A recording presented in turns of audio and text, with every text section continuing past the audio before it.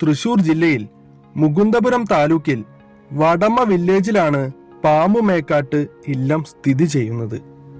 ഐതിഹ്യങ്ങൾ നിറഞ്ഞ പാമ്പുമേക്കാട്ട് ഒരു കാലത്ത് മേക്കാട്ട് മാത്രമായിരുന്നു. മേക്കാട്ട് മനയിൽ സർപ്പാരാധന ആരംഭിച്ചതോടെയാണ് പാമ്പുമേക്കാട് എന്നറിയപ്പെടാൻ തുടങ്ങിയത്.